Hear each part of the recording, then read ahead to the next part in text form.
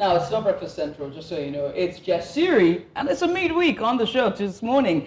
It's a moment when the week has gathered enough momentum for us to pause and take stock. But first, let me greet you. Good morning to you, and welcome to the Wednesday edition of the show. Today, we're digging beyond the headlines and into the issues that shape how we think, how we live, and how we build the society that we want. Whether you're getting ready for the day or already deep into work, or you finally got that email from management, no problem. Just join us, all right? Spend your Wednesday morning with us, and let's dive in, can we? The ladies are here, by the way. Eloy nominated for TV Presenter of the Year, none other, the Director of Programs, ladies and gentlemen, the one, the only, TAB. Please hide today. There she is. And of course, not to forget, the one, the icon, TV multi-award winning actress. I love this broadcaster. Table. Be on this table. Your award is coming. Be on this table. Get it for you, ladies and gentlemen. Oh my God. See, and if you do compliment you, it's okay. She starts to blush. See what she's doing now. See what she's doing. That she can just give, eulogize you this way, but she can't find it so hard to take it. See what she's doing. But you look gorgeous in Thank yellow. You do. Yellow suits you. This hair suits you too. Thank you. We needed that because what we're about to get into is not as joyous. I was listening. So much can happen in 24 hours, and so much has. Just bear with us. It's very heavy. We start in Kwara State, where a new shocking video has emerged of when a church identified as the CAC Church in Eruku, Kwara State, was attacked by armed bandits. The video does remain unverified at this time, but it appears to come from a live stream of the church's service, and it has been doing the rounds. This video is one that I have to warn you that some viewers may find disturbing.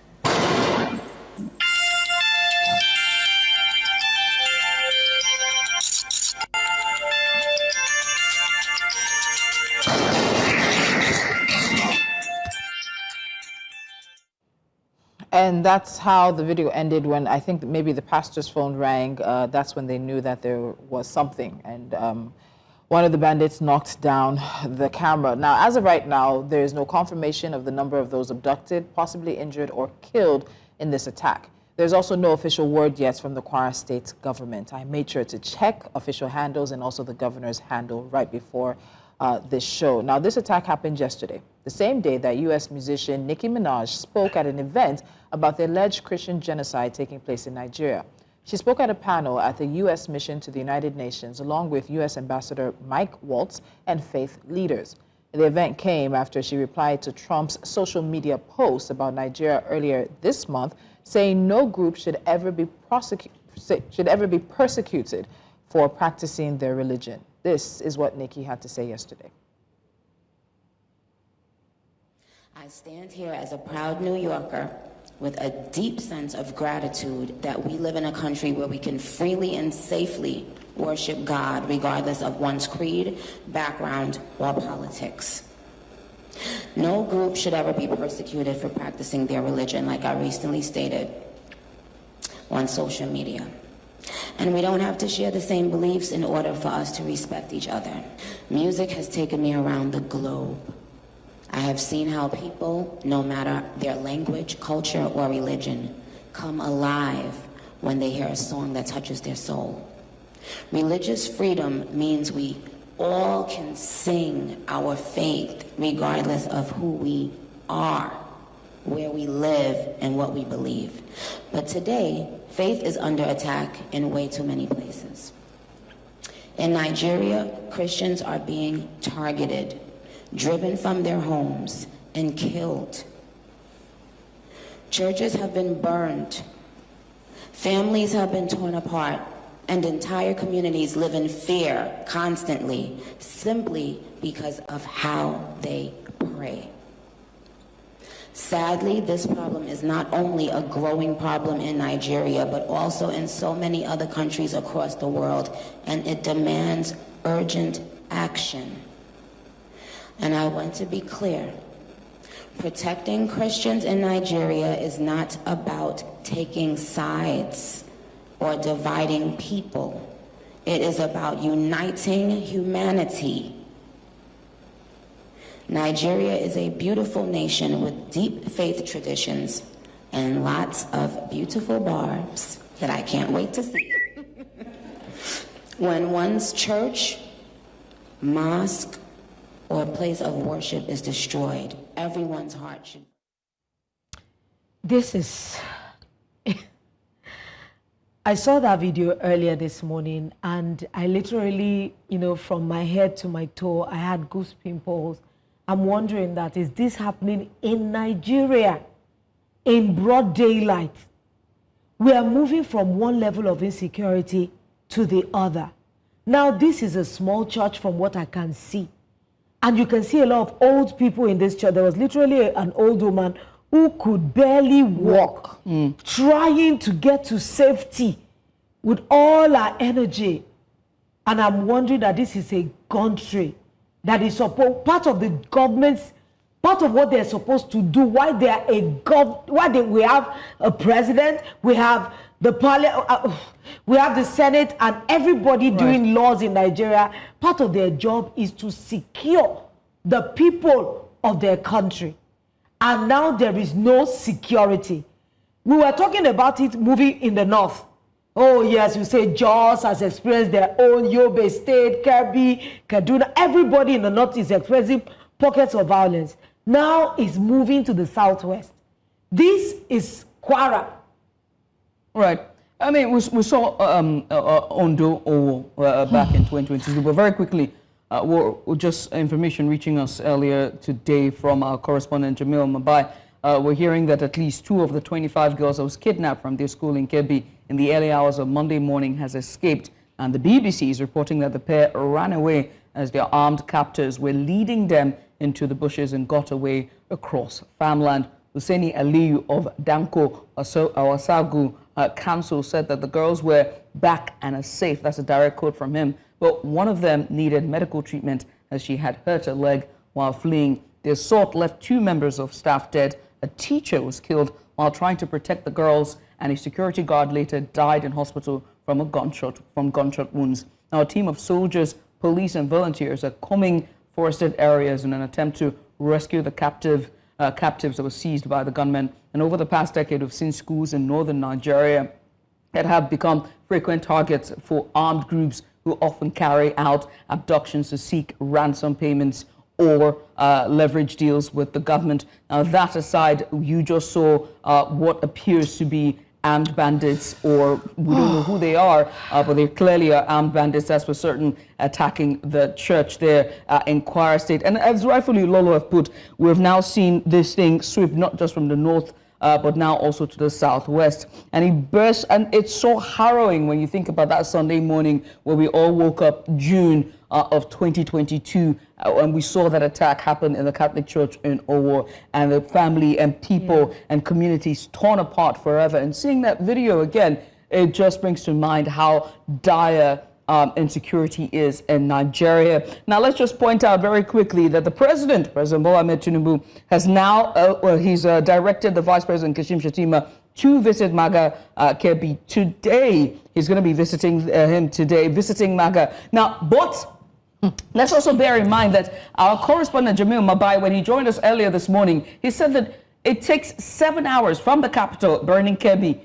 to Maga, 7 hours. Now the question is, will Kashim Shettima be able to travel that distance to go inspect the school, given the heightened security? We've seen from this administration, when this happened in Yelwata, how the president didn't go to Yelwata. I think the road was bad, or there were flooding, and they turned back. And it was rains, so we don't know about that now. But in the meantime, the president himself is now headed to Johannesburg, South Africa, for the G20 summit happening tomorrow, Thursday, after which we'll be heading to Luanda, Angola, for the AU-EU summit as well. Diplomacy and attracting money when insecurities is knocking at your front door. In fact, it's already lounging in your because I also want to point out the response from the presidency as well. So what we've gotten so far in regards to the situation that happened in Maga in Kebbi State is a statement by Bayo Onanuga, the special advisor to the president on information and strategy. Yesterday, I was on the presidency's handle.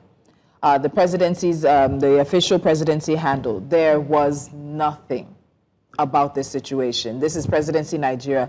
There was nothing. I was on the official handle of the president himself, official ABAT. Nothing about this as well. There are other things. So now we're hearing, this is the one that was showing that Shettima is going to Maga. Yeah. And I understand G20, I understand some, even at the end of the day, I even have to ask myself, what do we gain with President Tinubu actually going? Your country in all honesty, please come to me, because we need to be very frank with ourselves. No. What do we actually gain? I would have loved it, because I think it is a president's responsibility not only to send condolences. We should not only be sound to be doing the right thing. We should be shown that we're doing the right thing. But in all honesty, what do we gain if the president goes there? But this is platitudes and condolences and prayers and wish and thoughts are with you. What are we saying? What do we gain? What gives you credibility as a president is the fact that you have a constituents to be president over. But if your country is breaking at the seams, as the leader of the nation, it is your responsibility to get to the heart of it and find something to do. This just gives a very off, I just get some off vibes from the fact that this is happening.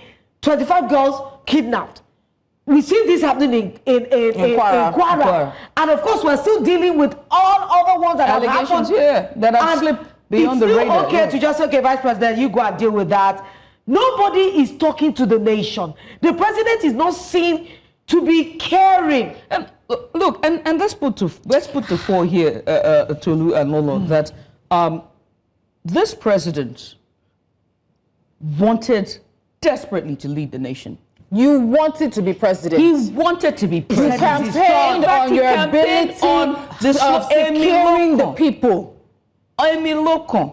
That was literally the slogan. And so somehow you become president, and all you care about is diplomacy and optics, not so much about the will of the people, the security of the people. Meanwhile, when was this one again? 2023, May 29th, if I'm correct, you took an oath to protect every life, regardless of their tribe, their language, and their faith. And somehow you are off on a plane. The number one priority you have as a president is if do we want to ask Nigerians to give the president a mark? Do we want Nigerians to actually rank the president on how well he's been doing with security? We're talking about Kwara. For the past few weeks, Kwara State has become a hotbed. Yes. And where's the governor in all of this? Calling out constantly about the incursions into Kwara State. Yes. You had Emir Sanusi talking about the incursions into Kano from Katsina. Yes. Literally everywhere. Every region has something. And you're getting on a plane to go to G20. Kilo come G20. But the people, Your people are busy. And you have you have no ministers. country to represent if your citizens are not safe in their country. There are Minister of Foreign Affairs that can do that.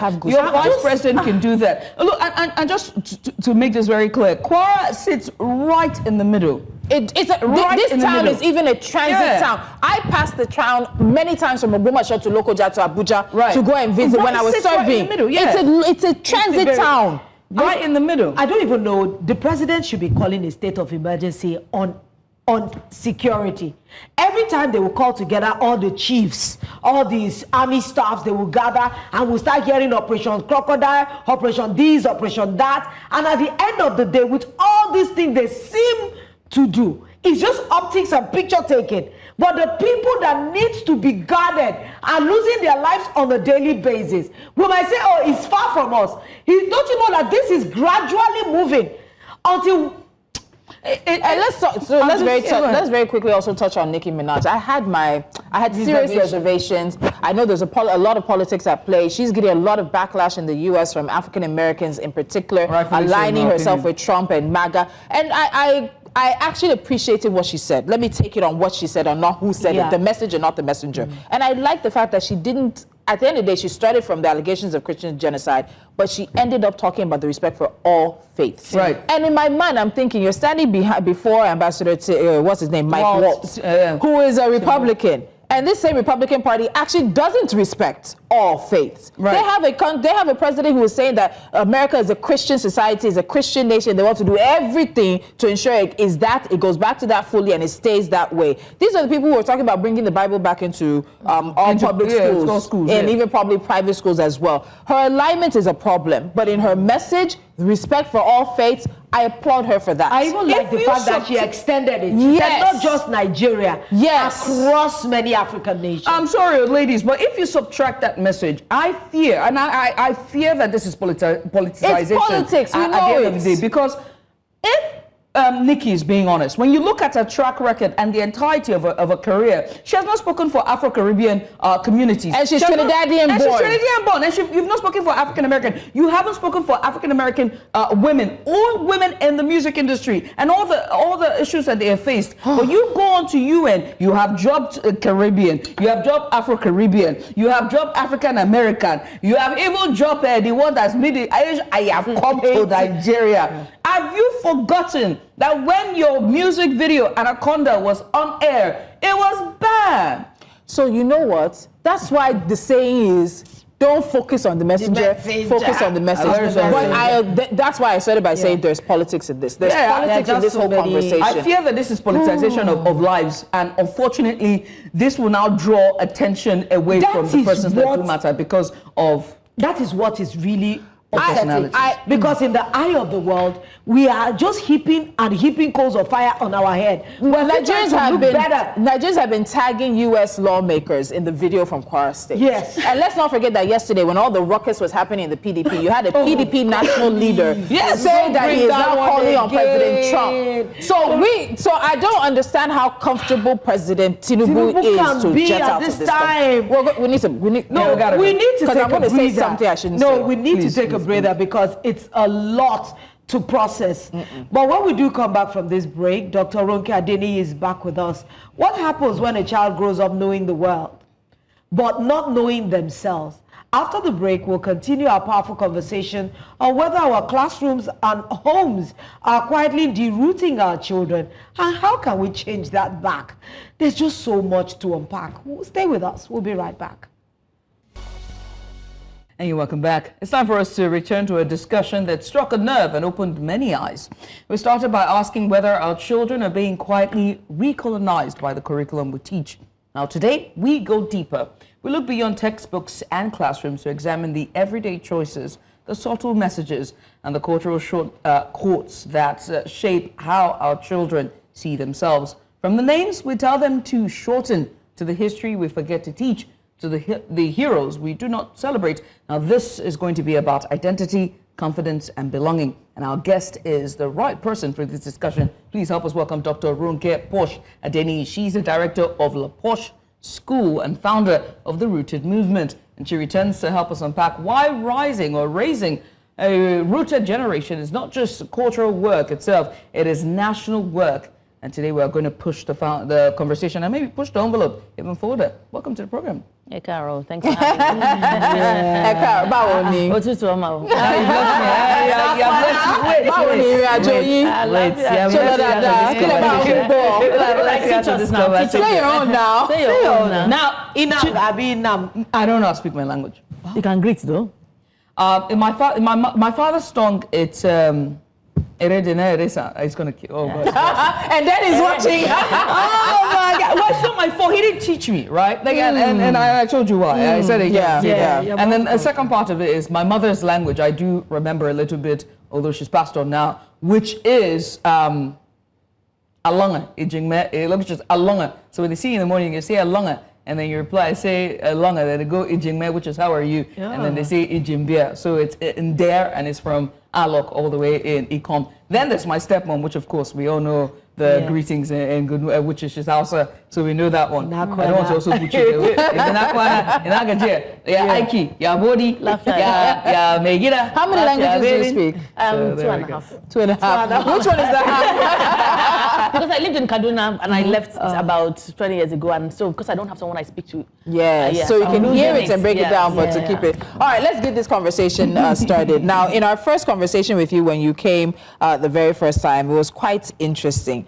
The number of things that we got into. But before we get into the conversation, I want to quickly sneak in a question. We had this conversation on Monday about Nigeria deciding to remove mother tongue teaching from its education policy. And I'd like to get your thoughts on that. So we had the Minister of Education, Dr. Tunji Alawusa, talking about there were bad results in WAEC, NECO, JAM, that also these exams are done in English, that is not, at the end of the day, the regions that had adopted the policy were scoring badly. What are your thoughts on this reversal? So my first thought, even before that, is the fact that where they had the conference was in Abuja, and it was held by the British Council. The British Council. So what were we expecting? The second thing is that the theme of the conference was inclusion of languages, and then they excluded languages. So that already threw me. So taking out the languages, we need to understand that countries, there are many countries that do these exams, and they do it in their own languages. I think the minimum we can do is to be bilingual, because there are children in Nigeria and there are places in Nigeria that people don't speak English. Even if we talked about the North alone, they will continue to speak Hausa, for example, in the schools. And it doesn't stop the learning. Speaking English is not literacy. You know what I mean? Yeah. Just reading and writing is literacy, and it can be in any language.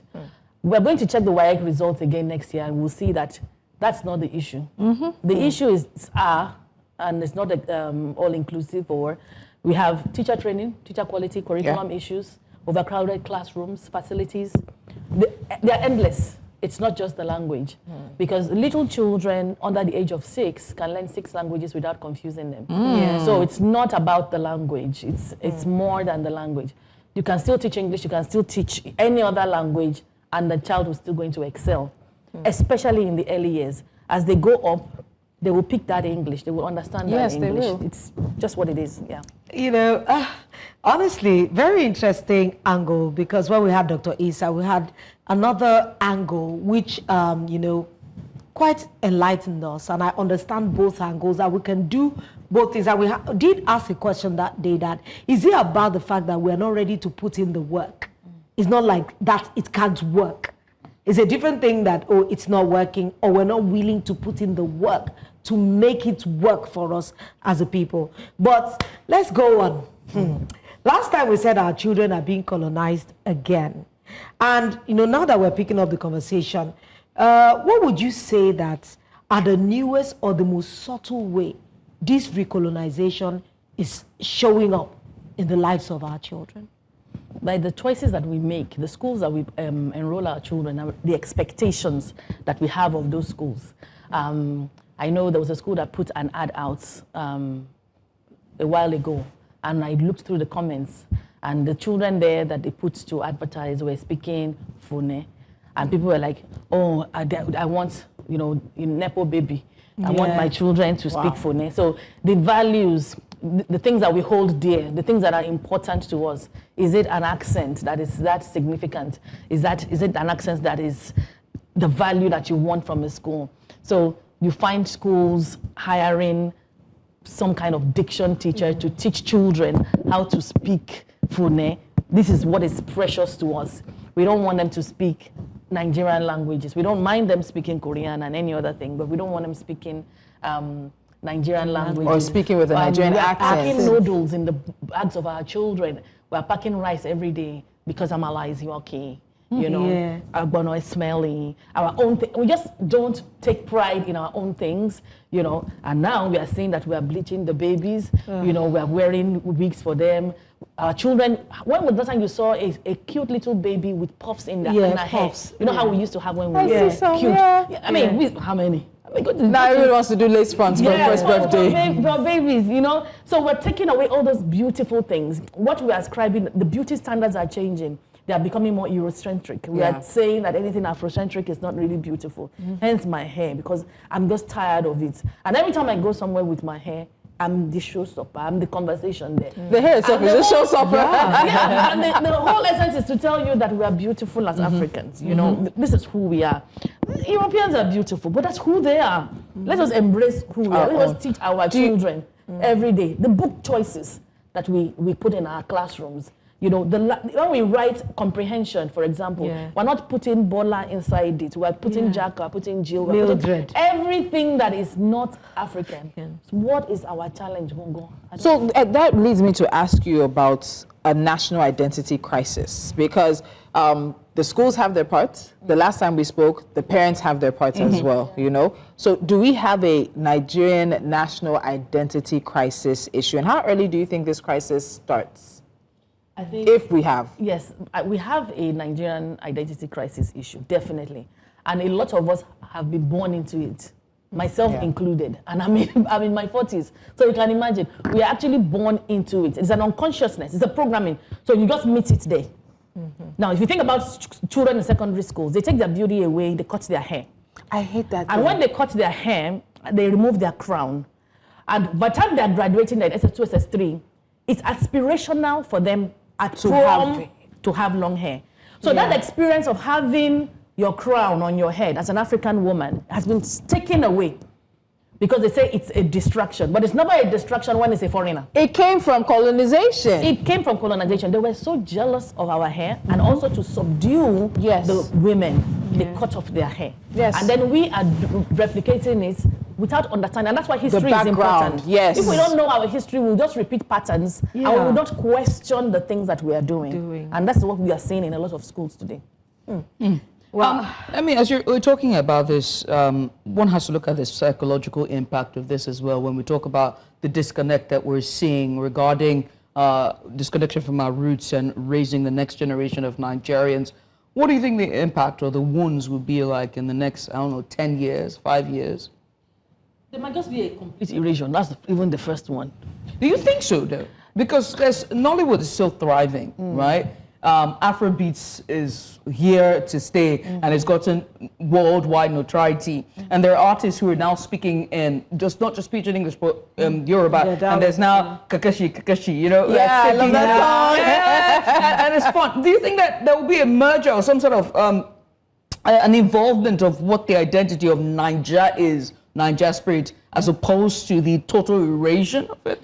I think that erasure is almost, you see, when we talk about Nigeria, I want to talk about Afrobeat, we always talk about the minorities. If you really look deep, it's not the majority. If you look at the Burners, the Davidos, the Wizkid, and the likes, they're good minorities. They're just not, that's not Nigeria in itself. You know, when we really think about Nigeria in itself, it's you and I, you know, we're talking about you and I that don't want to belong. We don't want to identify. And like in answering your question, you find that a lot of people, it's aspirational for them to look for a fair partner or a foreigner as a partner, because now, Japa is it. So even if you have to marry a 150-year-old to get out, anything to just Anyway, anyhow. Anyway, anyhow. Just that erasure, anything to dissociate from being African, because we don't understand our history and we don't know what it is to be proud of. So everything that we know, when you ask children, because I've done this survey, when I ask children and even youth, and I ask them, what are the things that, tell me about Nigeria, what are your thoughts about Nigeria or Africa? They start with, oh, no light, the government, the corruption.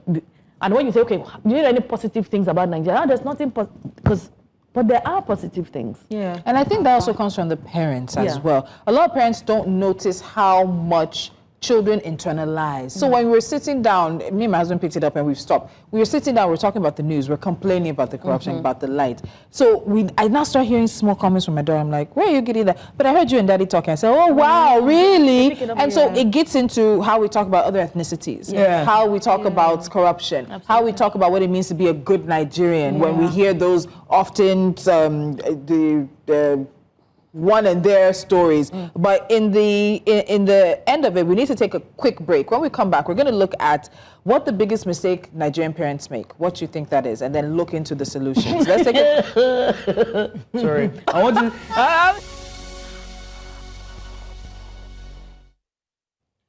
Welcome back. You're still watching Jasiri. It's been a very interesting conversation we've been having about whether our children are being recolonized in our very homes. And thank you very much, Dr. Posh, for staying with us. Thank you. Yes. You know, we're just talking about how a lot of things are just disconnected for us. And we've been talking about how this colonization shows up in our everyday lives, even to our choice of food, outfits, everything. Names. What is Jaden? What is Jaden? Now I see a lot of us are going back to understanding what our identity is. Sometimes our names are part of who our identity is. That is what forms who we are. Our grandmothers also had English names as well. My grandmother was Elizabeth. Yes, it depends on like most a lot of that was religiously was more tinted. Religious. Yes. Because this one is choice, it's not religion. They have baptismal names. Yes, baptism. They have baptismal names. I mean? Yes, and we need to continue to focus on what we consider the problem as it is now. I was just telling you how I learned off the tube. I was a child of the television. Sesame Street taught me English, taught me how I should see life. So anything Western, I felt like it was better because there was no Nigerian representation for me at that time. The only thing that I would say I leaned onto as a child was Tales by Moonlight. And I know that there was another man that used to tell us stories. He's late now. I can't just, his name just skipped my mind. So we're talking about the things that are the problems. So now, we need to start focusing on what the solution is. Tolu asked before we went on this break, because if Nigerian parents are listening to us, they want to know that, okay, what are some of the biggest mistakes you think Nigerian parents have made? And that this their mistake, we have turned it into a cultural identity issue. So I think Nigerian parents need to look inwards and not outward all the time. You see, we copy each other a lot. So even when we want to choose a school, we'll say, which school do your child go? And we don't even know whether our own child will work for our own flourish child. there. So we just copy a lot of things. So we copy the kind of programs we watch. When a child is speaking in a certain way, we just think that is it. That's the way it should be. How many children have books that are African or Nigerian that they as by their bedside? How many of them have language Bibles in their homes? We had growing up, you know. What do you cook at home? How do they even eat? How many children even still eat with their fingers? Because that is how we eat. How many children still do things like that? We've removed all those things. When we want to treat our children, we want to treat them with chips and pizza. You know, amala not a treat. Yeah. Amala not a treat. It's, you know, it's not, it's uncool. We have kunu, we have nunu. Well, I used to eat even wara. I used to, you know, I used to do that, fura the nunu and things like that. So we've just tried to westernize everything. But if we look inwards, because a lot of us also have been cheated. That's I don't want to go too hard on parents, because even parents, we ourselves don't even know this history to a significant extent. Like I said, a lot of it I started to learn even as an adult. So the choices that we make for our children, the food, the clothing, you know. The names. I know my dear, I have a friend that has two twins, and on Sundays, I'm like, I don't want to wear, what they call it? I don't want to wear Nigerian. I don't want to wear Nigerian. What she wants to wear up and down to them. I don't want to wear Nigerian. I don't want to wear Nigerian clothes, you know, that kind of thing. Yeah. So I'm like, what's up? Whoa. You know? That's exactly what they must wear. Yeah. So the hair, the looks, the programs that they watch on television every day. Schools are agents of colonization. We must really, really understand that to a significant extent. When parents go for PTAs, the questions that they're asking, are they asking the right question? How is culture being infused? You find that when you think about culture in many schools, it's only Cultural Day and October 1st. So we should have more days where we are talking about culture. We have more days where we are wearing our own ethnic wear, where children are even allowed to speak any language. You know, it's not going to take away from anything if they do that. It's not going to take anything. There are school uniforms are usually all imported. Most of our uniforms in Nigeria, they're imported uniforms. There's nothing wrong with now infusing African. But a lot of people too. would actually, I'm looking forward to, like, imagine entering a financial institution and you see beautifully tailored Adire suits that the girls can wear. But even from that visual, you see that they are totally westernized. Even our teachers. Our teachers can wear Ankara skirts and a top. What states was it that we were talking about that recently said? I was going to say that they said they were changing the Delta states, that they're changing their dress code for civil servants, and they now instituted full suits for certain levels and shirts and tie, and only relegated native to Friday. In the heat. That's not even localized to us. Well, okay, I need to ask something because time is not with us. And when we talk about this, I think, as you said, we're not attacking parents, but we want us as parents and those who influence children to be able to be part of the solution. So when you talk about raising a rooted generation, what does that mean in practice? What are the values and habits of a rooted child? Teach that child history. Let that child know, let them know the story times. Let them know proverbs in Nigerian languages. It is beautiful. Let them dress like African. Let them speak like African. Put them in schools. And even if the schools are not doing it, be part of the body that will bring culture into the schools. You know, be a representation of Africa or Nigeria in your children's schools. Understand that a child that is not rooted, doesn't have clarity, doesn't have courage, confidence in their culture and in their identity, the competency in themselves as Africans is missing, and they would always want a proximity to whiteness, and that will always make them second class of who they are. They can be so much more if they are rooted in identity, if they know their history. So in our everyday practices, let's try and infuse. Let's stop saying that it's only when it's a designer wear. Nigerians, Africans too have designers. I mean, I was with a friend that just come from just not long ago. There was a fashion African show. Fashion Week was just last week. And Lagos Fashion Week. And they even had one in just not long ago, and they were telling me all the amazing things. People came from Ghana and things like that. So let's look inwards. And in looking inwards, we're also investing in our country as well, buying from our own people, creating things in our own countries. Let's just use our own things.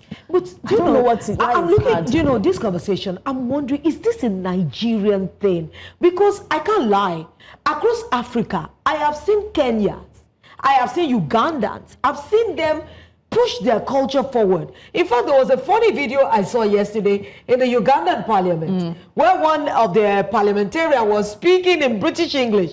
One of the women got up and said, no, that we can hardly understand you. Can you speak in Ugandan English so that we can understand you? I see some of our Africans still holding on to their roots. The Ghanaians, their kente is so loud. Right. Is it like Nigerians are the ones that are just so susceptible to decolonizing themselves? It's not only us. It's an African thing. It's an African thing because we were all colonized. So it's there. But I think we are having a big challenge on installing that program. Right. Because when you look at the National Assembly, right, and you look at even the presidency as well, you see them in their traditional attires, So whether as a governors, you see them always wearing the senator, and when you see them in the green chamber and the red chamber, you see them in those uniforms as well. Sorry, they're geared up in the wear. So I don't necessarily think, as much as we're removing the parents as well, I think that the curriculum, as we're talking about language and science and whether or not we should be teaching in mother tongue, I think we should move past that and start finding elements where we can introduce the Nigerian, and define what Nigerianness is and infuse that into our system, right? Back in school, there was something called talk shop. It was in primary school, right? In my primary school, I went to Nigerian Navy primary school. There was a corner where there were pictures of different tribes. We knew about the Argungu fishing. We had all these festivals, and you could see them in the background, right? They also taught us about gardening as well. I remember I carted my parents off to go and get me plants, and they were so sick of me, So there were things that used to happen back. And I don't know if it was just the Nigerian Navy, which of course is Nigerian, so there's a Nigerianness, and there's an element of that, right? But I think when we talk about uniforms, for example, and what should be decided as corporate wear, maybe that should now start to be introduced into what Nigerianness should be, right? Because again, I can't speak any of my parents' languages, and I fear that my children are not going to speak that language as well. And I mean, from the way that I'm going now, I don't know if my parents will be there to teach them the language, So with that being said, and this is not me putting it out there, but I'm just saying that giving you don't know what the fates are. And so let's define what Nigerianness is, and let's see if we can introduce that into the curriculum, but most importantly into the common spaces. That's what I got to say. So at the end of the day, how do we change the mindset of a generation that believes that West is right, that Westernization equals progress? They are, especially a generation now that's being fed on social media, and so their influences are, even though parents will never remain the only influence that children have, now you're even fighting the influence of this from even as younger age. So how do we need more representation? We need more representation. We need more of this sort of talks that we're having now. We need people going into schools. I know Bolanle Austin Peters did something last weekend. She also spoke at the Association of Private Education of Nigeria. So she spoke to many school leaders. This was about 2 weeks ago. I was at the conference. We need more people that are Afrocentric going into communities. We need it more on the media. We need to see more African models. We just need that content, because my 13-year-old niece was with me last night, and I asked her what she was watching something that was Western, and I said, is there anything that is done by black people that you actually watch? And she was thinking as in, so the content is not really there. So that gap is actually there for them. Now, once you are at the age where you're watching those cartoons, there's no middle ground. The next thing is from when you stop watching cartoons, maybe at 10, 12, the next thing is you're working adults material, not necessarily porn, but there's that gap for children. And that gap is where we need to fill it in. Let's look for representation. Anything that we are doing, let us make sure. If secondary school, for example, what are they looking at? Who is going there to talk to them and telling them that they should take pride in their roots? I even have a friend that started making Nigerian dolls. I think we should even have her on the show, to try and encourage, because growing up, the only representation you had was Barbie and, all those and kind one of... baby. And one baby. Baby doll. Please, mine was a blue rubber. The blue rubber that you eat and bite off. And all of a sudden, that's why it's in Hollywood, it now became juju. Do you know that? How do parents create like a healthy balance? Because we have to help ourselves. We already know we have a challenge, between local and foreign influences. Though we're raising children, we still want to have them to have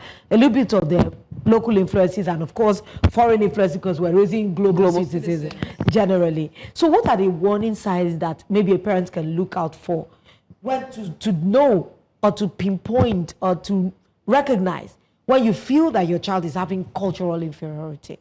Like my daughter, the only thing I sold to her not to ever perm my hair, because she had never put relaxer in her hair, is because I told her that once you start to use these chemicals, it's as if the original texture of your hair disappears and you never find it again. So that's how I sold it. So it wasn't about, oh, your halo is beautiful, which I think is beautiful, but we have to use other, how can we even just say, okay, this child is having cultural inferiority, let me help. Issues. Again, we should start with modeling, because a lot of parents will say that they want their children to have that nice hair, but they don't carry it. So you are saying it's not good enough. You're saying it's good, rather, and you are not good enough for you. It's not good enough for you. And every time that it's good, you have your all back, you are in the house. But when you are going out, you are wearing the wig. That kind of thing. When we wear our makeup, we tell the makeup artist that they should go 2 shades lighter. Things like that. These are real things that happen every day. So when we want to identify that the child is having identity crisis issues, are the things that they want to identify with. What are the things they want to identify? How do they want to speak? What do they want to eat? What type of friends do they want to have? You know, especially the boys, for example. You start seeing that they are interested in the fair girls, interested in the white girl, and all those sort of things. What are they trying to associate with? But the thing is, I don't want you to also to wait to the point where they have identity crisis issues. That is, I always say prevention is better than cure. Yes, I think you should root them right from, like when I started my rootedness, I cut my hair right down. I started my afro again with my daughter. We started from scratch. You know, we did it together. She's 20 now, and she's very Afrocentric, and she is the one that is representing Africans in her school right now. So when they're doing, and I told you the story of the Ori and stuff like that, she's the one that's saying, come on, girl. You are okay yourself. The way you are. You don't come and form Ori here. You are Oluwa. I mean, Doctor, it's been quite instructive, I must say. I want to say thank you so much for coming on. Dr. Posh Adeniyi, she's the director of La Posh School and founder of the Rooted Movement. I want to say something. I cannot make the comments because she will break my head. I know what you want to say. Say that the school is still La Posh.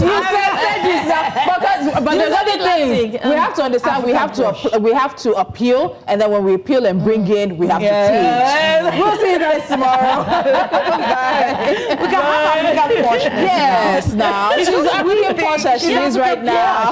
We can have that, but having